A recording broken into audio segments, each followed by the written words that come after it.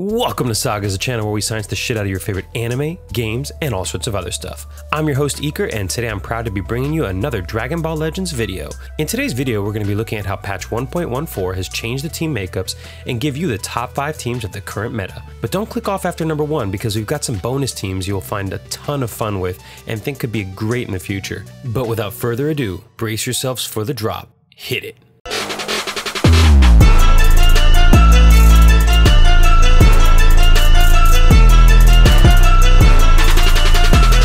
Starting at number 5, we've got Saiyan Red Green, starring Red Goku, Super Saiyan Vegeta, Bardock or Instant Transmission Goku, along with Raditz, EX Vegeta, and EX Goku on the bench.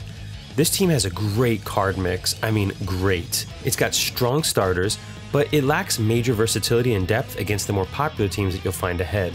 The signature move that defines this team is going to be that as a strike-heavy team, it centers around very long combos. It's important to note that strike cards are not only less key to cast, easier to sidestep on, and focuses on some of the best units in the game, but when we looked at the total stats delta for every unit, we found that strike cards not only come in higher values on average, but have the higher difference between the average defender strike defense, thus yielding more damage than the average blast does. This team takes that fact and exploits it. At plus 5 strikes, you are far more likely to draw one than any other card in your deck, and once Super Saiyan Vegeta's main ability's up, that's where the signature move begins. You can expect a combo so long, your opponent will have time to go home, cry to mommy, make it back, just to see that you have the endurance of a freaking Olympic marathon runner.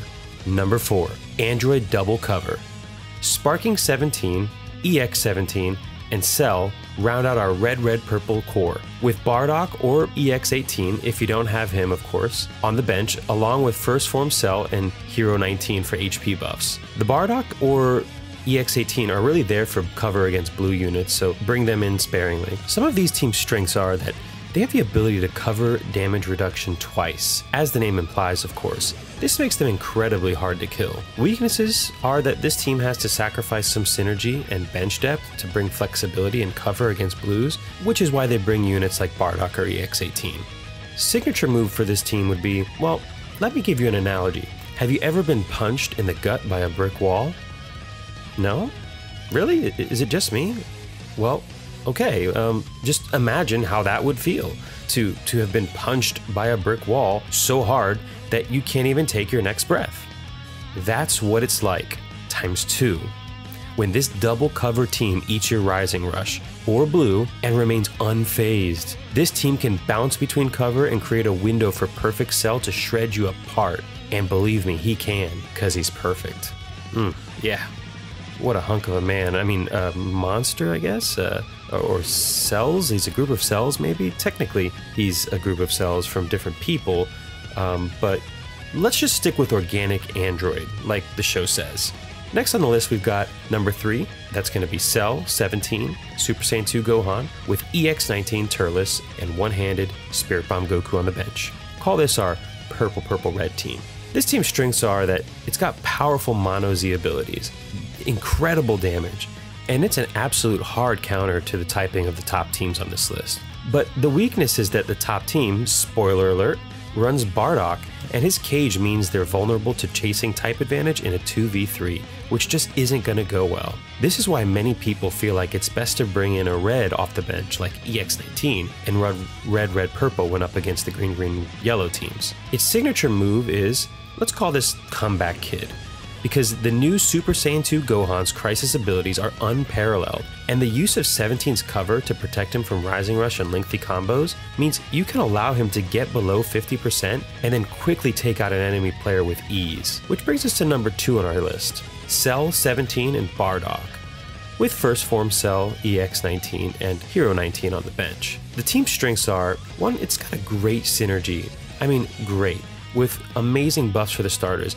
We've talked about in previous videos why we like health buffs so much, but just know, they're amazing. It's also got some nice flexibility.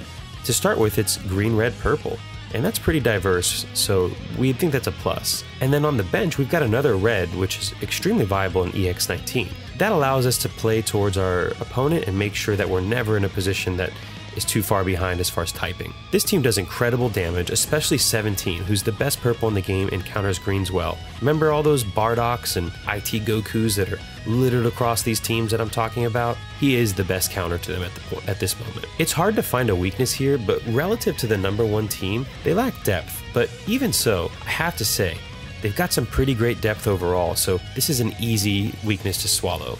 The signature move is that Bardock cage, right?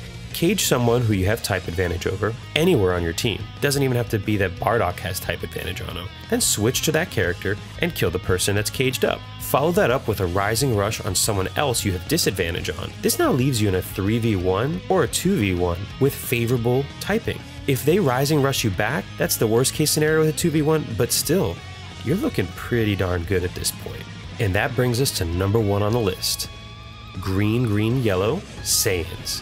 Bardock, Instant Transmission Goku, and Super Vegeta form the core of this team's starters. These guys are amazing. But it's not just the starters that make this team good. The strengths are numerous, but let's try to stay with the big ones. The most flexible team around.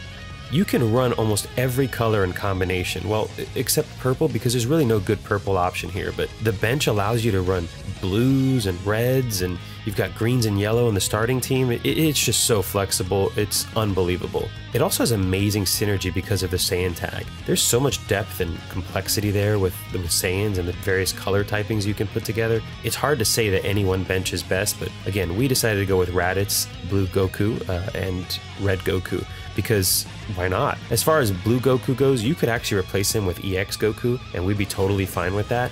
We think EX Goku has a much better synergy with as far as his Z ability goes, but we think that if you ever have to start a blue character, Blue Goku's going to perform a lot better, so we like him on this team. And last but certainly not least, this team has the best toolkit, period.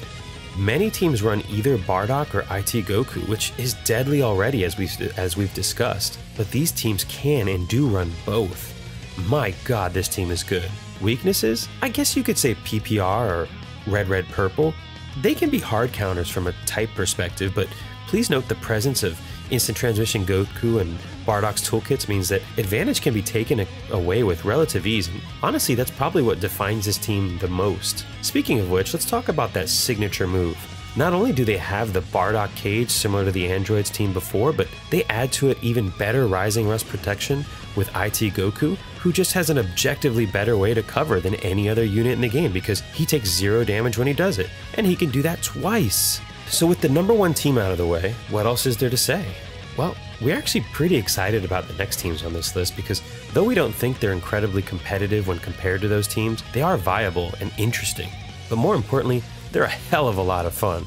So here are some additional teams that we really enjoy playing with that can still be competitive. They're in no particular order, guys, so don't get up in arms. But #1, we've got Pervy Warriors. Fill the team with all the female warriors plus EX Roshi. We won't go into depth here because there aren't too many choices, but refer to our stat building guide if you have any tough questions about which units to bring and which Z abilities are better than the others. This team centers around 18, both EX and Sparking, as well as Pan pairing with the king of all pervs, Master Roshi. Being on a team with these lovely ladies, the blood rushes to, well, his head. He is engorged with power and explodes all over his enemies in the form of a unique bonus to his in-game stats that puts him on Sparking level for sure. Yeah, that was awkward to say. I maybe should reword that. Should I re-record this? No, let's just roll with it. Next on the list, we've got Frieza Force. We suggest running both Sparking Friezas and one of the new support EX units, with the other one on the bench. We like Zarbon considering neutral typing, but play whichever one makes the most sense for the team you're going up against. This team works best when you're constantly switching between the Friezas and keeping the buff up at all times. Some people may want to run both EXs, but this reduces the uptime of the buff, and now all your eggs are in one pod. And if that pod is destroyed, well, you have no more eggs. And that's just not a situation anybody wants to be in. Our final team to talk about is the post-Spirit and Time Super Saiyan team. This may be the most competitive, and we think with a bit more support, this team of Super Saiyan 2 Gohan, Instant Transmission Goku, and Super Trunks can become a very powerful green-green-yellow team for hybrids. This team is unique because it fields 3 top-tier units, has a diverse toolkit, and great art mix, but also because Gohan and Instant Transition Goku have an assist synergy that can be deadly. Overall, this team just needs a bit more hybrid support, but you could easily run a mix of mono green and hybrids to buff this team, and it would be absolutely deadly. Let's call this our honorary number 16 and the winner of our most potential award, especially on the upcoming banners.